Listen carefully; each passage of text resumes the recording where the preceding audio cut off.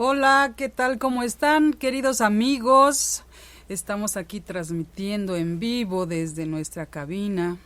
Somos el profesor Francisco Mendoza y Doris. Estamos aquí en la cabina de Euros Radio. Para ustedes, todos los lunes estamos transmitiendo en vivo. Y pues bueno, el día de hoy estamos a 7 de septiembre de 2020. Ay, profesor, aquí está con nosotros. ¿Cómo está, profe? Buenas noches. Licenciada, buenas noches. Amigos que nos escuchan en Euros Radio, muy buenas noches tengan todos ustedes. Pues estamos muy contentos, profesor, porque nos envían mensajes de verdad emotivos que llegan hasta el fondo del corazón. Y muchas gracias a todos ustedes, amigos. Gracias a todos los que colaboran con nosotros, a José Bonilla, a Gabo Ibarra, a Migdalia. Son tantos y tantos que colaboran con nosotros, a todos nuestros amigos del WhatsApp, de Telegram. De verdad, muchas gracias. También a todos nuestros amigos que nos mandan mensajes en Facebook, en Twitter y también en YouTube. Amigos, no saben qué gusto nos da que cada vez sea más grande esta familia y se vienen cosas muy buenas. Así es que les estaremos informando. Profesor. Pues yo me voy a tomar el atrevimiento, licenciada y amigos, de compartir con ustedes un mensaje que nos llegó y que, ¿qué podemos decir? O sea, no podemos decir nada. Escuchen esto, dice, es de nuestro amigo Julio César, dice, no los he escuchado en vivo últimamente, pero siempre estoy al tanto con el podcast. Gracias por acompañarme en mis horas de trabajo, por hacerme reír con historias como la de los insurgentes poniéndole trapos a las patas de sus caballos, o los mexicanos que pintaron cañones falsos para ahuyentar a los realistas, por hacerme sentir enojado cuando Santana dejó huir a los gringos, o cuando el Chato Domínguez traicionó al ejército mexicano. Gracias por hacerme sentir triste al narrar la muerte de Morelos, o cuando los estadounidenses tomaron el Palacio Nacional y ondearon su bandera en nuestro territorio. Pero aún más gracias por hacerme sentir tan orgulloso de ser mexicano, como cuando narran las historias del soldado Cureña, de Santiago Xicoténcac, de cuando Nicolás Bravo perdona la vida de los 300 españoles, de la gloriosa victoria del 5 de mayo, de la gran victoria de Hermosillo, de la magistral defensa del sitio de Cuautla, de la gran batalla que dio la heroica ciudad de Monterrey, y por muchas otras gloriosas batallas en las que los mexicanos se la rifaron, hasta con palos y piedras por su libertad y por repeler a los invasores. Coraje, valor, orgullo, bondad, patriotismo, valentía, ingenio, perseverancia, locura. Los mexicanos lo tenemos todo. Y no tengo duda que ser mexicano es lo mejor que me ha pasado en la vida. Gracias a ustedes por ayudarme a darme cuenta de lo afortunado que soy al pertenecer a este país. ¿Qué se puede decir a esto? Le digo, profesor, que nos llegan hasta el fondo del alma. Nos emociona, de verdad nos emocionan mucho todos sus mensajes, los mensajes del día de ayer, los que nos mandan en el correo. Y pues bueno, amigos, aquí estamos mientras se pueda. Aquí vamos a estar y pues gracias por esas muestras de afecto, de cariño. Y pues bueno, profesor, el día de hoy vamos a continuar con el tema de la lucha de la independencia, pero ya estamos en el capítulo 23. Así es, licenciada, amigos, pues quedamos un tanto sensibles y más sensibles nos vamos a poner con las historias del día de hoy. Estaba yo escuchando a José Manuel Villalpando y decía, tal parece que los libros de historia los exprimen antes de entregarlos, dice, porque ya no tienen nada, o sea, le sacan todos los personajes, todas las historias, cada vez que exprimen nuestros libros de historia y se van perdiendo tantas páginas gloriosas de nuestro México que nos da identidad, amigos, nos da identidad, nos hace sentir orgullosos de ser mexicanos y que pues desgraciadamente se ha ido perdiendo esa identidad.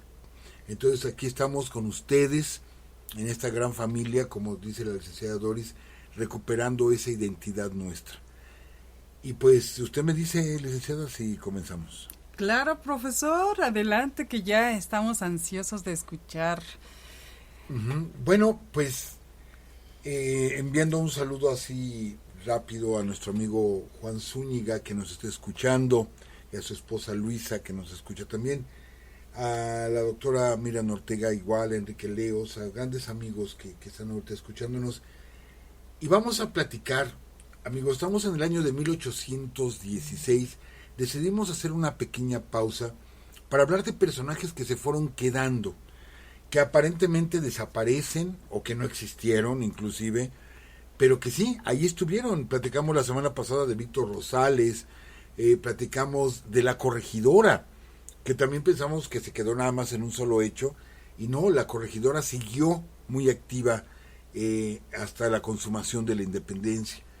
Platicamos de los Villagranes, sí, de Julián Villagrán y el Chito Villagrán.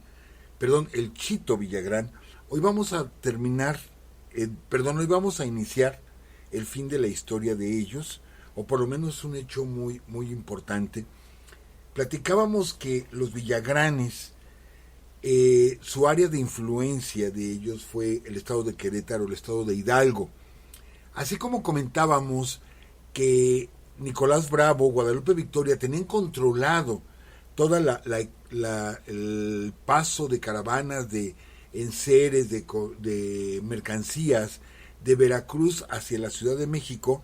Bueno, pues estaba la Ruta de la Plata, y la Ruta de la Plata que comenzaba ya por Zacatecas y que bajaba hasta Querétaro y que tenía que pasar, ¿sí?, por fuerza por lo que hoy es el estado de Hidalgo, y para poder llegar a la Ciudad de México. Era la plata, licenciada, la plata, amigos, que era enorme la cantidad, y hasta el día de hoy México sigue siendo un gran productor de plata.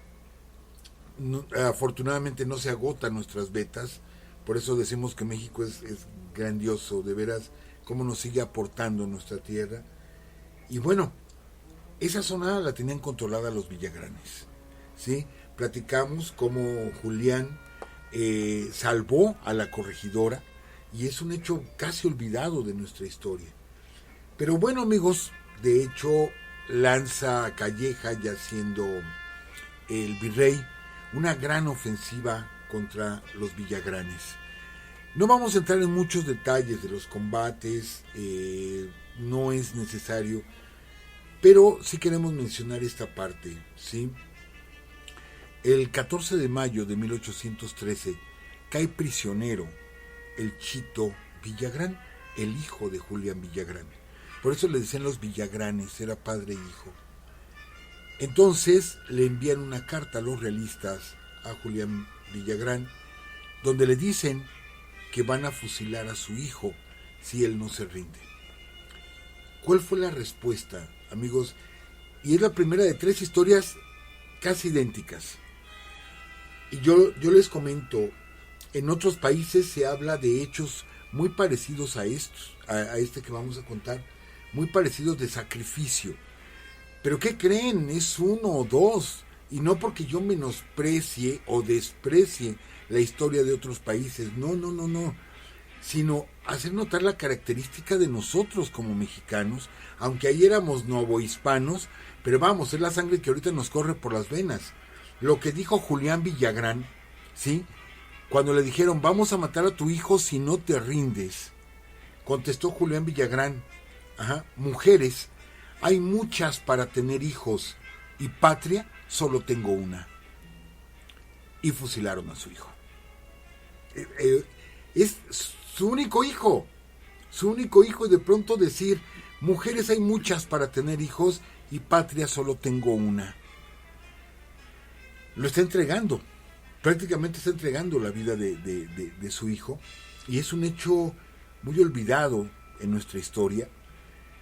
Pero bueno, sigamos platicando de más personajes.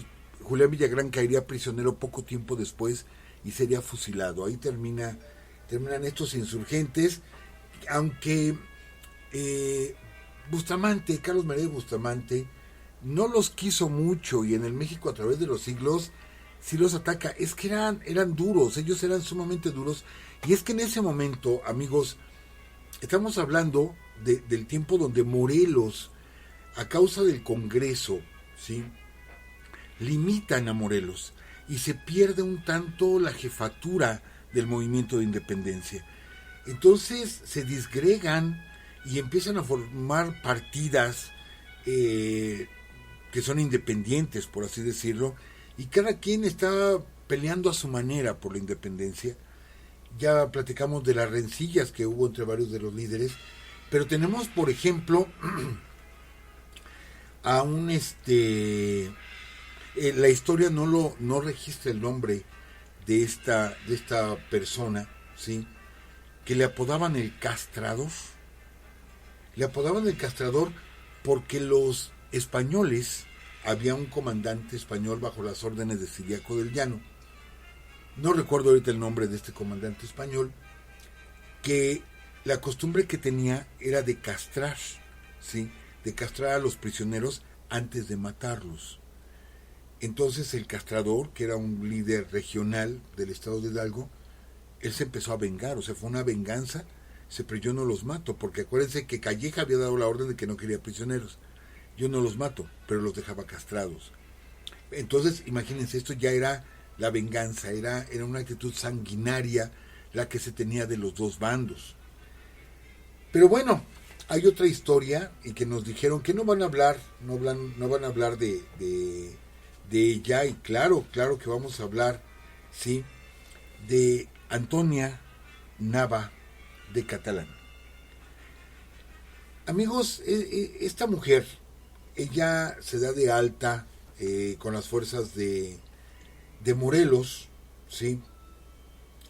Antonia Nava de Catalán, junto con su esposa, con sus hijos. Actualmente el nombre de ella está en letras de oro en el Congreso. Yo sé, la política de Urus Radio es no hablar de temas actuales. No hablemos de temas actuales porque hay mucho debate.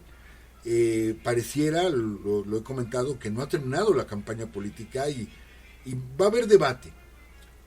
Pero yo no quiero hablar de ningún partido. Vamos a hablar de los diputados en general. De los 500 diputados en general, si les preguntáramos en una encuesta, y está el nombre de esta mujer en los muros del Palacio Legislativo, y si les preguntamos, ¿ustedes saben quién fue Antonia Nava de Catalán y qué hizo para estar su nombre ahí?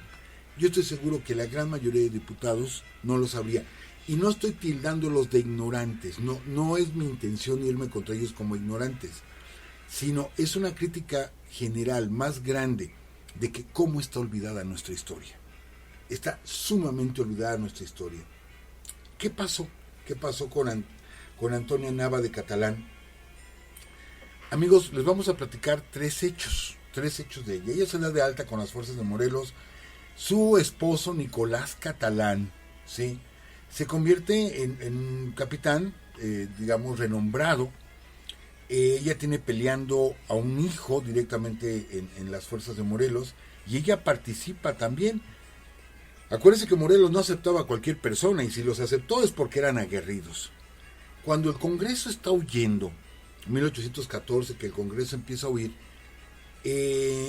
tuvieron una batalla cerca del río Mezcala, ¿sí?, y ahí fallece uno de los hijos el hijo que estaba peleando de Nicolás y de Antonia, ahí fallece.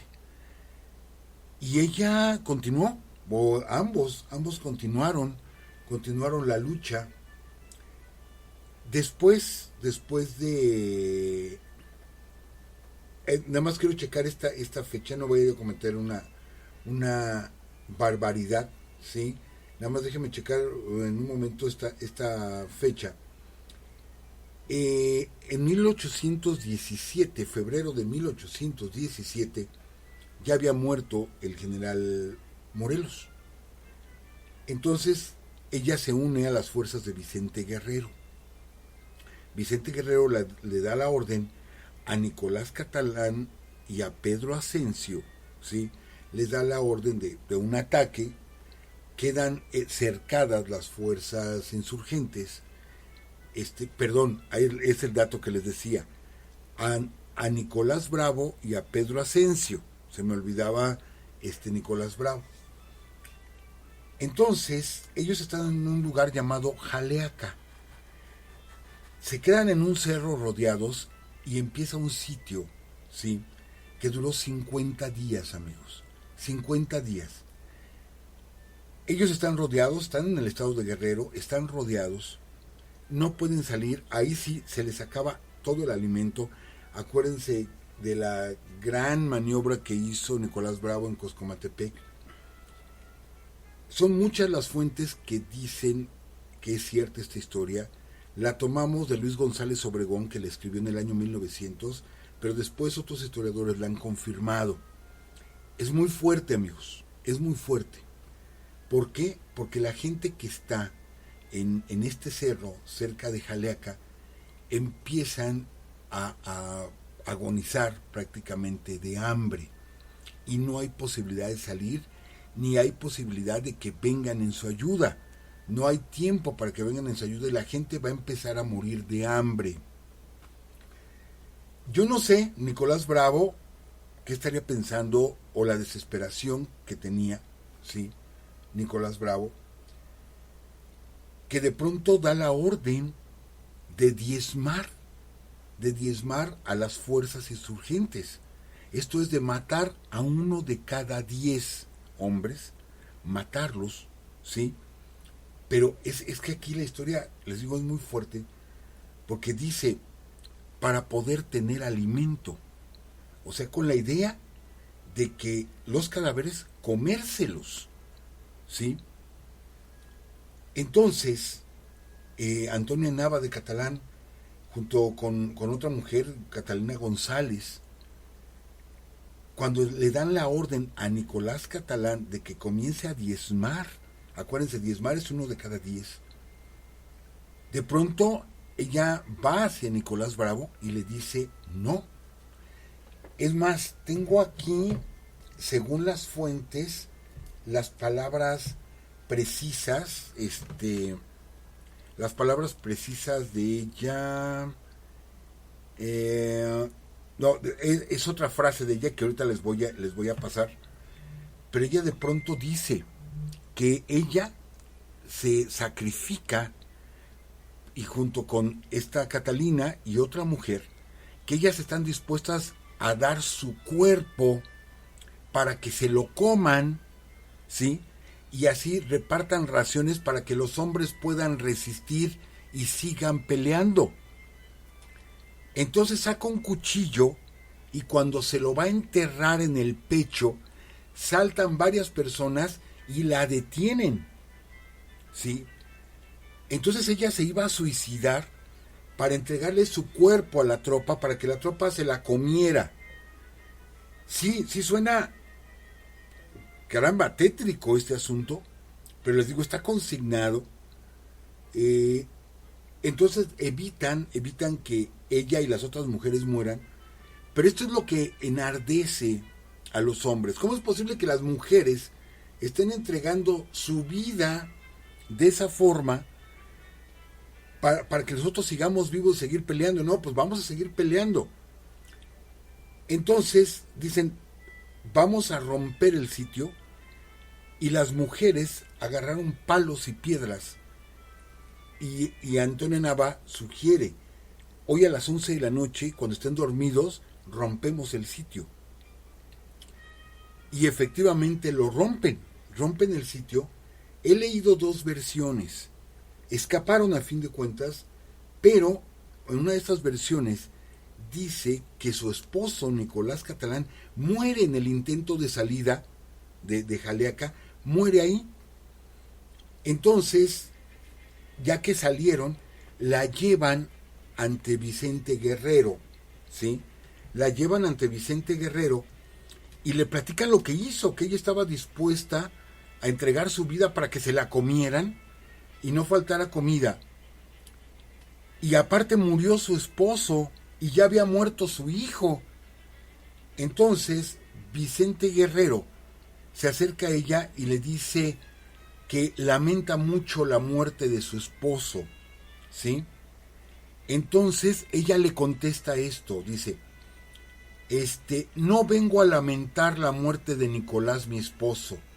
Él cumplió con su deber. Por el contrario, vengo a traer a mis 4 hijos 3 de ellos están en edad y pueden ser soldados. Y el más pequeño, tambor. Amigos, o sea, ¿qué podemos decir aquí? ¿Qué podemos decir cuando muere su esposo, cuando ella estaba dispuesta a ofrendar su propio cuerpo, y de pronto decir, tengo 4 hijos y 3 ya pueden cargar un fusil, o sea, ya pueden ser soldados, y el más chiquito, póngalo a tocar el tambor? Imagínense nada más qué gente, o sea, qué mujeres, ¿sí? Qué hombres de ese tiempo, o lo que hemos comentado en otros programas, amigos, ¿qué se vivía? ¿Qué sed, qué necesidad de libertad? Y saber que yo no la voy a disfrutar, pero que voy a dar mi vida, aunque me devoren, para que los que vienen atrás, ¿sí?, lo disfruten, porque yo no lo voy a disfrutar. Entonces recordamos aquella frase de José María Morelos en una carta que le escribe a su hijo, a Juan Nepomuceno, y que los historiadores han llegado a la conclusión de que es apócrifa esa carta, sí, que no la escribió Morelos, pero bueno, se quedó como una frase de José María Morelos cuando dice, morir es nada cuando por la patria se muere. Entonces ahí entendemos, sí, ellos sabían que estaban muriendo, a lo mejor nosotros los vemos como gente del siglo XXI, decimos, ¿cómo te vas a morir? Pero si ellos entendían esta frase, es que morir es nada cuando por la patria se muere. Ella sobrevivió la independencia. Les digo, hay 2 versiones, una que su esposo muere en ese escape y otra versión que dice que sí sobrevivió su esposo y que fueron testigos de la firma del Plan de Iguala y que entraron a la Ciudad de México con la entrada del ejército trigarante, ¿sí? Pero bueno, ella sobrevivió todavía algunos años y les digo, su nombre está con letras de oro en el Congreso. Es que tenía que ser, tenía que estar ahí. Pero amigos, no es la única. No es la única, y tenemos a Gertrudis Bocanegra. Ya hemos platicado aquí en Urus Radio, en otras ocasiones, de Gertrudis Bocanegra. No vamos a abundar mucho, pero como estamos hablando en esta serie de la independencia, no sería justo dejar afuera a Gertrudis Bocanegra, ahora que, digamos, estamos justo en este tema. Gertrudis Bocanegra, ella convence a su esposo y convence a su hijo. Amigos, cuando en otras circunstancias la mamá seguramente diría, no, ¿tú qué te vas a meter ahí? A ver, ¿quién te llama al borlote? No, ella al contrario. Ella al contrario convence a su hijo y convence a su esposo de que luchen por la libertad cuando apenas ella supo del levantamiento de Hidalgo. Y de hecho su esposo y su hijo pelean en Monte de las Cruces y en Aculco, pero ahí mueren, ¿sí? Una de sus hijas estaba casada también con un insurgente, y en lugar ella de tirarse al dolor por la muerte de su esposo y de su hijo, que obviamente le tuvo que haber dolido a Gertrudis Bocanegra, ella decide ahora integrarse y se convierte en una de los Guadalupes. Y comienza ella, digamos, no tenía una excelente posición, pero tampoco era pobre, se dedicaba al comercio y las ganancias todas las enviaba a los insurgentes, sirvió de correo de los insurgentes. Por la gran habilidad, ella hablaba español, pero hablaba purépecha. Entonces, transmitían instrucciones en purépecha que la gran mayoría de realistas desconocía, ¿sí? Y era como se enviaban estos mensajes.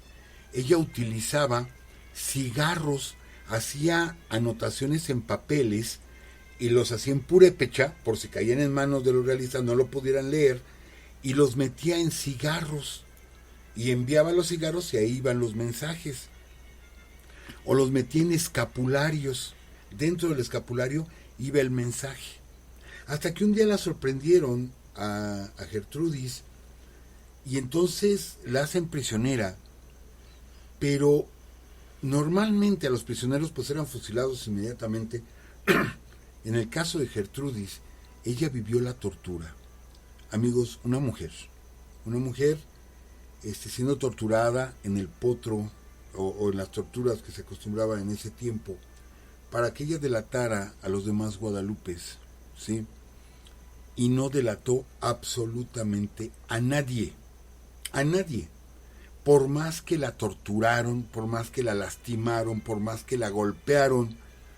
Tan es así que ella con dificultad se podía mantener en pie, y es cuando deciden, ¿sí?, fusilarla. Ella estaba detenida en Pátzcuaro, la sacan en una jaula, en un carro, vamos, y ella empieza a gritar. La gente que salió a ver el cortejo donde la llevaban, la fusilan en un árbol. Ella empieza a gritar, pero no le entendían lo que ella decía. ¿Por qué? Porque iba gritando en purépecha. ¿Sí? Hermanos míos, sigan luchando, sigan peleando. Tenemos que lograr la independencia. Ella iba gritando, toda lastimada, toda mal, y yendo al paredón, cuando en otros casos las personas iban rezando, como el caso de Matamoros o el caso de Morelos. Ellos iban rezando. Ella iba gritando en purépecha para que no la entendieran, ¿sí?, hasta llegar al paredón, y ahí es fusilada Gertrudis Bocanegra. Es, digamos, la heroína de Pátzcuaro, Michoacán. Insisto, ella convence a su esposo y a su hijo. Vuelvo a lo mismo, ¿sí? Vean el carácter de las personas que lucharon por nuestra independencia. Veamos ese carácter. Esto de veras que impresiona. Estamos entrando al llamado mes de la patria, ¿sí? Que bueno, va a ser muy, muy especial este festejo por cuestión del COVID. Pero bueno, año tras año recordamos estos hechos, muy publicitariamente, sí, muy oficialistamente. Pero qué bueno que en Urus Radio nos estamos dando la oportunidad de conocer a muchos personajes que se fueron quedando olvidados. Tenemos otro personaje, licenciado, amigos, ya platicamos de él, de Melchor Múzquiz. Melchor Múzquiz, que igual está durante gran parte del proceso de independencia, que primero él se da de alta a las órdenes de Rayón en 1812, y después con Guadalupe Victoria, y luego lo capturarían, se rinde en una batalla, lo capturan, lo meten a la cárcel, ahí se queda sordo, en una cárcel en Veracruz, si mal no recuerdo en Jalapa, no lo tengo que checar si fue en Jalapa, pero él pierde uno de sus oídos. Melchor Múzquiz, que es formado totalmente por la independencia. Ya hablamos de él en la serie de Presidentes de México, porque él fue el 5º presidente de nuestro país, Melchor Múzquiz. Pero fíjense, él era un hombre, Melchor Múzquiz, les digo, él pelea con López Rayón, pelea con Guadalupe Victoria, o sea, también a las órdenes de Morelos, y luego con Guadalupe Victoria. No fue tan destacado como otros, como Matamoros, como Mier y Terán, no fue tan destacado, pero era un buen soldado, era como les dijéramos, muy rígido, muy estricto, cumplía órdenes, ¿sí? Y bueno, luego es hecho prisionero, se va a Monterrey, bueno, ya que lo sacan de la cárcel, que lo indultan, se va a Monterrey, y de pronto aparece cuando el plan de Iguala, y bueno, se vuelve a meter a la política. Él no estaba de acuerdo en el imperio de Iturbide. Pero ¿a dónde quiero llegar? A esta anécdota que algunos amigos me dijeron, no sabíamos eso de Melchor Múzquiz, porque hay una estación del metro que se llama Metro Múzquiz, y tenemos muchos amigos que viven por el rumbo del Metro Múzquiz y decían, no tenemos la menor idea de quién fue Múzquiz. Y ya les platicaba que fue un héroe de nuestra independencia. De hecho, en la pintura más conocida de la entrada del ejército trigarante a la Ciudad de México el 27 de septiembre del 21, va Iturbide, va Múzquiz a un ladito. O sea, él iba en la vanguardia también, ¿sí? Amigos, es el presidente más honesto que hemos tenido en la historia, el más honesto. No voy a entrar en detalles, ni quiero entrar en detalles de política actual, solamente les digo, imagínense la honestidad de Melchor Múzquiz, imagínense su honestidad. Él solamente fue 6 meses presidente, fue interino, estaba el problema con Anastasio Bustamante, Manuel Gómez Pedraza, etcétera. En la historia de los presidentes platicamos eso con detalle. Pero resulta que él, para tener un buen conteo de los impuestos, que por cierto, paréntesis, él fue el primero que cobró impuestos por puertas y ventanas, porque este milagrito se lo cuelgan a Santana, y no, el primero que cobró impuestos por puertas y ventanas, incluidos conventos, iglesias, etcétera, fue Melchor Múzquiz, no fue Santana. Él fue el primero que los cobró, que Santana después en los 50 los cobró, sí los cobró Santana. Y dicen, estaba loco, no sé qué, espérame, Múzquiz, el presidente más honesto de México, lo hizo en el 32. Pero él llegaba el pago de impuestos, amigos, y los guardaba en una habitación del Palacio Nacional. Acuérdense, amigos, ahorita ya el Palacio Nacional es planta baja y 2 pisos. En aquellos años era solamente planta baja y 1 piso, lo que antes era el Palacio Virreinal. No sé en qué habitación, pero ahí guardaba todo el dinero Melchor Múzquiz y solamente él tenía acceso a ese dinero. Pero tanto pesaban las monedas que se empezó a cuartear el piso, lo que sería el techo de abajo, porque estaba en una planta alta, que tuvieron que meter polines y reforzar el techo, ¿sí?, de esa habitación, que sería el piso del de arriba, pues, del peso de las monedas. La moneda es pesada.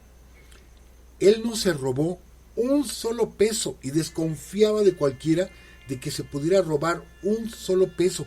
Es más, a él le daba pena cobrar su salario como presidente. ¿Por qué? Porque sabía que no había dinero, que el que se estaba juntando ahí ya tenía un uso. Y le daba hasta pena a Melchor Múzquiz cobrar su propio salario como presidente. Le quitaron la presidencia, le armaron ahí un argüende, le quitan la presidencia, se retira y le dan una pensión que él no pidió. Él no pide la pensión, pero el gobierno se la da. Pero una pensión donde no le pagan muchas cosas, o sea, como que nada más fue el trámite y le daban poquito dinero. Múzquiz muere en la pobreza absoluta. Antes de morir, una ocasión se lo topa Santana. Santana, siendo presidente, se lo topa en la calle a Múzquiz, ¿sí? Y Santana lo ve y ve su traje de general totalmente desarrapado. Entonces se acerca a Santana y le dice a Múzquiz: mi general, ¿no le da a usted vergüenza traer ese traje, ¿sí?, de general cuando usted fue presidente de la República? Y le contesta Múzquiz: no me da vergüenza ser honrado. Tómela. O sea, ¿qué respuesta de Múzquiz? No me da vergüenza ser honrado. De ese tamaño. ¿A quién se lo estaba diciendo? A Santana. Santana, que ya ven que la gran mayoría de dinero que había se lo gastaba en puro oropel, en uniformes, en charreteras, en espadas, todo el lujo y todo el boato, ¿no? En esa última etapa de Santana. Y que le haya contestado eso Múzquiz, el presidente más honrado, más honesto que hemos tenido. Ni un peso, les digo, ni su salario cobraba. Así, de ese tamaño Múzquiz.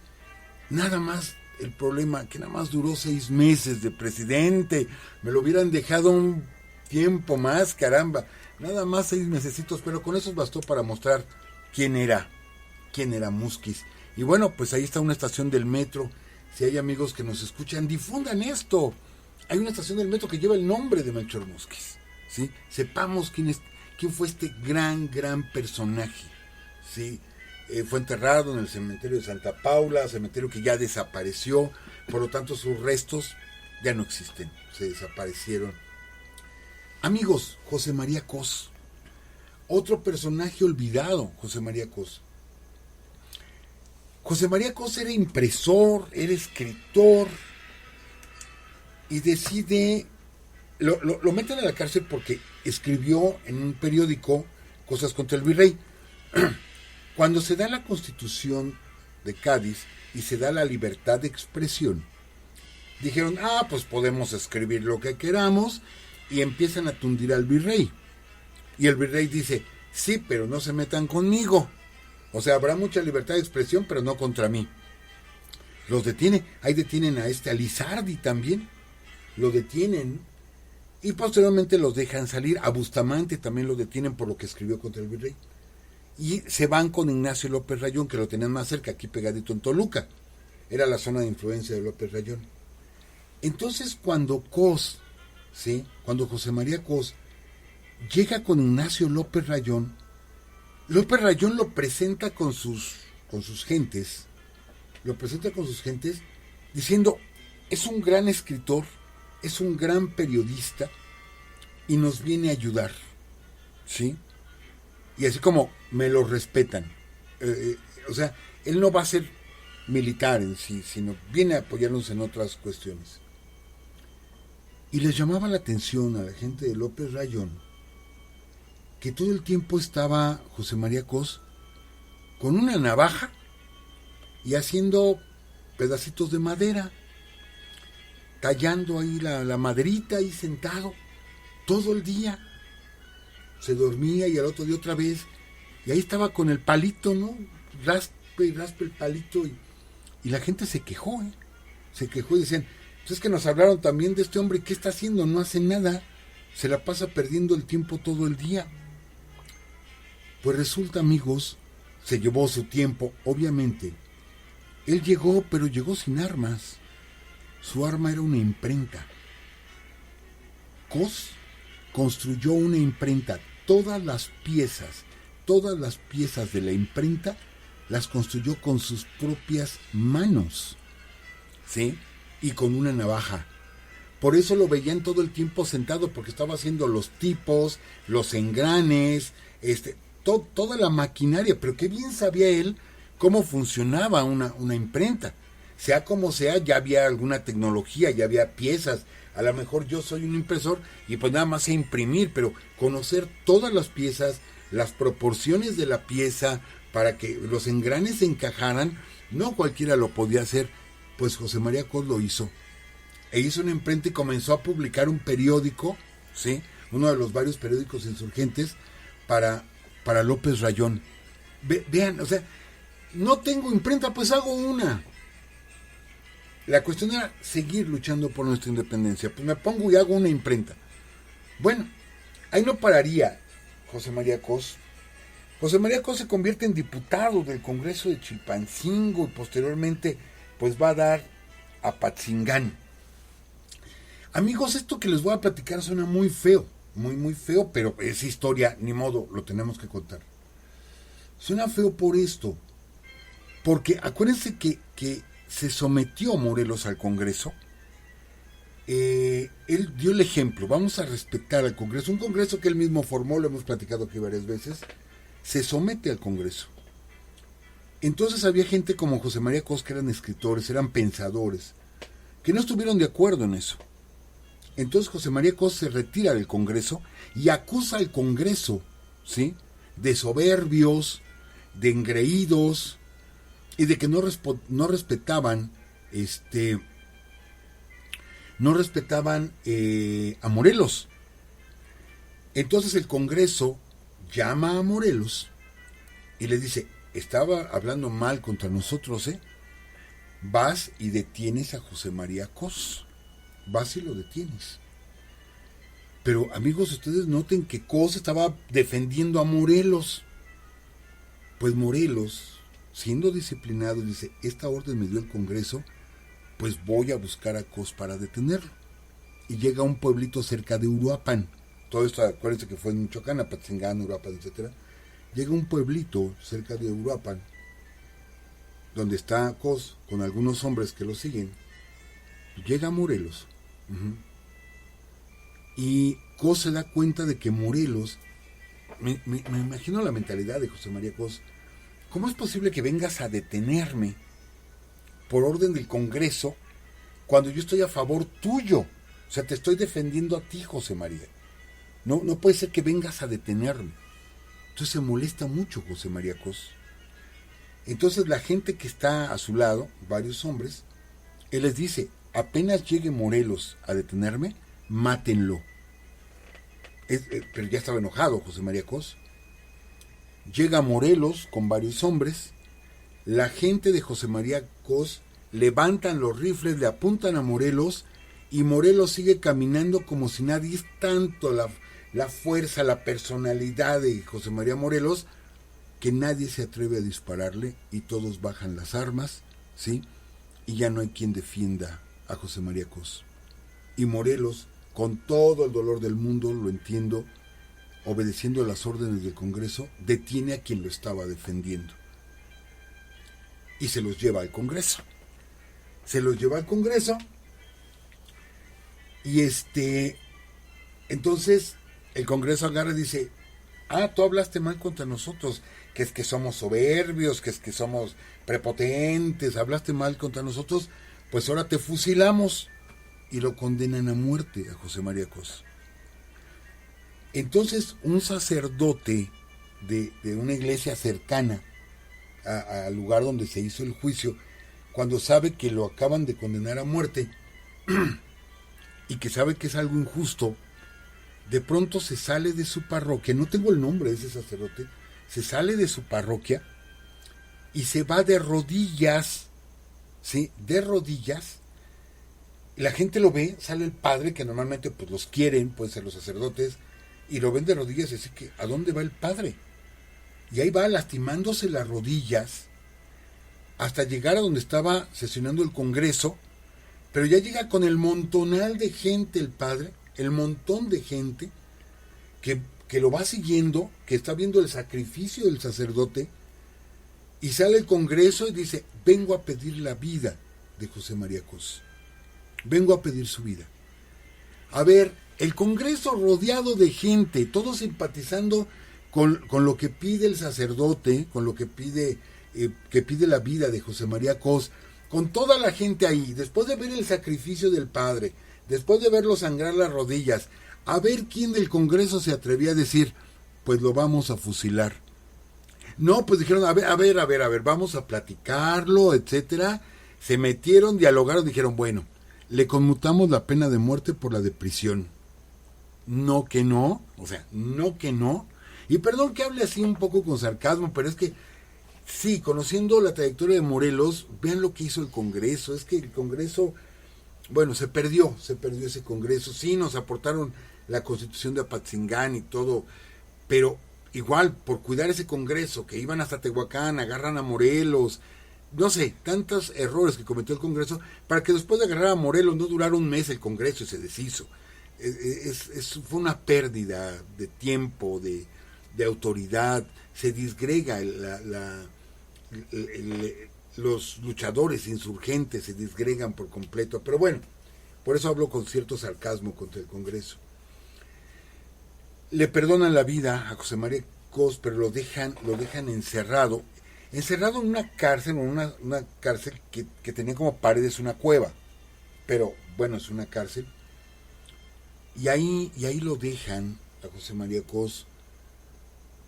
Posterior a la muerte de José María Morelos, le dan la libertad, ¿sí? Él estaba en una cárcel que se llamaba Atijo. Le dan la libertad a José María Cos, y José María Cos va a buscar a López Rayón otra vez. Acuérdense que con él hizo la imprenta. Va a buscar a López Rayón para integrarse de nuevo, pero él ya está desilusionado. Está desilusionado de la lucha, de ver que los principales cabezas del movimiento insurgente están peleados uno con otro, ¿sí? Guadalupe Victoria, Mieri Terán, están peleadísimos los dos. Si están atacando a Mieri Terán, Guadalupe Victoria no interviene. Si atacan a Guadalupe Victoria, Mieri Terán no interviene. Guerrero está solo allá en el sur. López Rayón está solo acá en Michoacán. En fin, se desilusiona José María Cos y sucede algo que va a cambiar mucho la lucha de la independencia, que es que sale Calleja de Virrey y llega el virrey Juan Ruiz de Apodaca en 1816. Ante las quejas del abuso de poder que ejercía Calleja aquí en el virreinato, lo sacan y mandan a Juan Ruiz de Apodaca.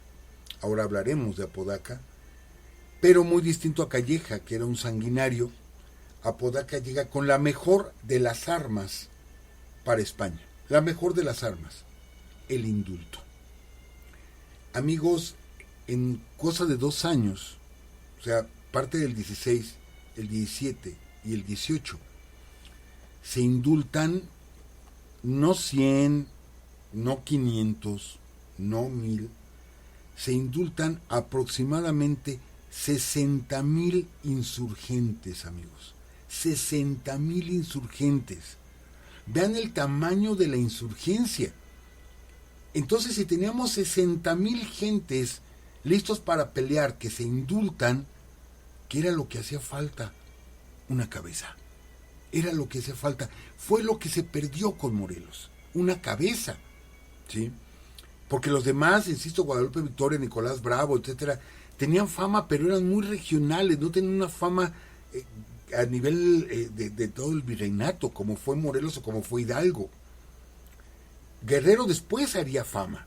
Ya hemos platicado cosas de Guerrero, tremendo guerrero como militar, pero estaba poco a poco haciendo esa fama. ¿Sí? Entonces no había una cabeza y se indultan 60,000. Y entre ellos va Leona Vicario, Andrés Quintana Roo, van mucha gente muy importante de la independencia.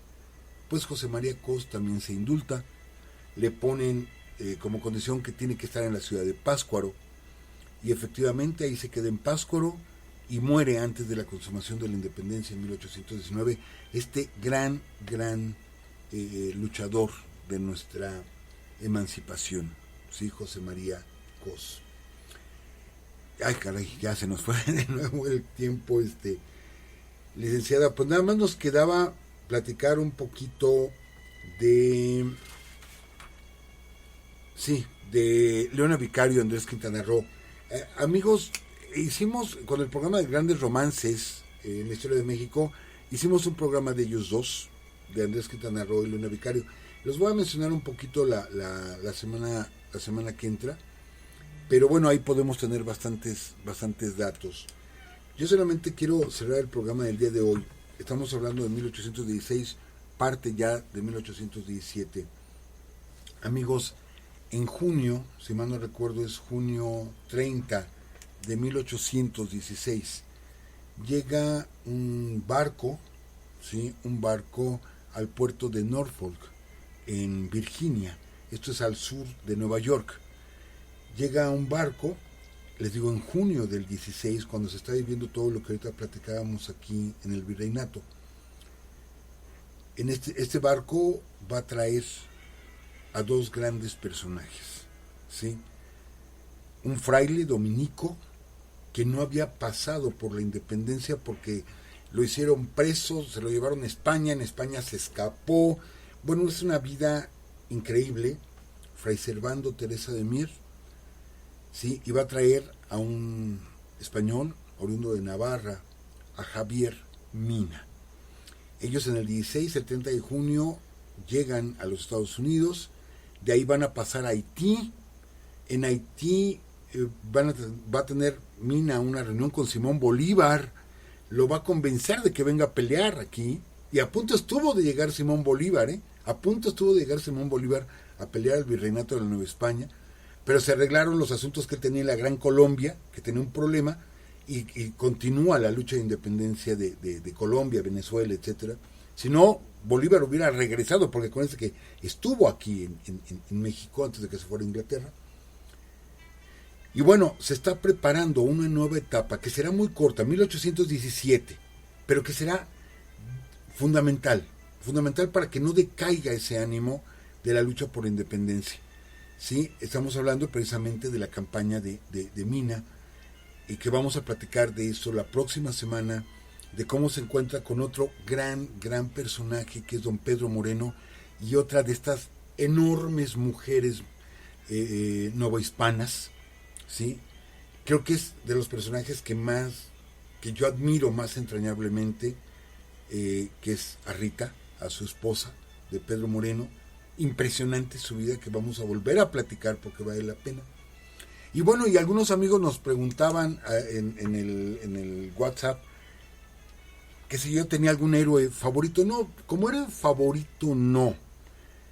Soy admirador de muchos de ellos, de muchos, igual de los más conocidos. Soy admirador de Hidalgo, de Morelos, no se diga, pero reconozco a otros como Allende, como Jiménez, en el caso de la independencia y en el caso de toda la historia de México, bueno, de Felipe Ángeles. La verdad me apasiona leer sobre la vida de Felipe Ángeles y de varios otros personajes, pero quizá el personaje más entrañable para mí, porque era un verdadero loco, así era un verdadero loco, es Fray Servando Teresa de Mier. Y que también por sus locuras, por su vehemencia, por su pasión, él peleaba a gritos, así él peleaba a gritos. A él lo tenían que esconder, estuvo en muy pocas batallas, muy pocas, pero lo tenían que esconder porque él se paraba en la trinchera a maldecir y a aventarles todos los demonios del infierno a los que tenía enfrente, no importándole si le daban un balazo. Era un tipo muy especial, que les digo, estuvo muy poco en batalla, pero que todo el tiempo ya en España, cuando supo que hubo un levantamiento, él estaba esperando regresar para pelear, pero llega, lo agarran, lo hacen prisionero. Y bueno, ya les platicaremos la vida de estos dos grandes personajes, aunada a la de Pedro Moreno, ¿sí? Y a la de su esposa Rita. ¿Qué le pareció, licenciado? Profesor, que nos sale a deber siempre. Nos faltó que nos hablara de Anastasio Bustamante, de Juan Álvarez, de lo que pasó en las penínsulas de Yucatán y de Baja California, profesor. A ver, bueno, de Juan Álvarez y de Bustamante vamos a hablar, o sea, ellos continúan, ¿sí? Vamos a hablar de ellos, de todos modos. Pero a ver, es que nos habían, por eso metimos el tema, nos habían preguntado, bueno, ¿y qué pasó en Yucatán con la independencia? Pues no pasó nada por esto, no lo digo con desprecio, amigos. No se olviden, ¿sí?, que Yucatán no pertenecía al virreinato de la Nueva España. Yucatán era una capitanía, así como Guatemala era una capitanía. No formaban parte del virreinato. Entonces, el problema de Yucatán es que no tenían una audiencia. La audiencia era un tribunal. Entonces, cuando tenían algún litigio, tenían que solucionar algo, tenían que ir a donde hubiera una audiencia. Y la audiencia más cercana que tenían, que tenía la capitanía de Yucatán, era la capitanía de Guatemala. Ellos sí tenían una audiencia. O si no, la capitanía, en el virreinato de la Nueva España, aquí en Ciudad de México, había audiencias. Entonces tenían que venir a arreglar todos sus asuntos. Pero ellos no pertenecían, ¿sí?, al virreinato. Pero aquí vamos a estar en un detalle bien interesante, porque la consumación de la independencia se da un 27 de septiembre de 1821. Y el día 15 de septiembre, esto es 12 días antes, allá en Yucatán, ellos firman el acta, una especie de acta de independencia, que algunos han dicho o presumen, es que nos independizamos primero nosotros que ustedes. No, aunque ellos tienen un acta donde afirman que se van a independizar, pero que depende de lo que pase en México. Depende de si se convierte México en una república federalista y no centralista.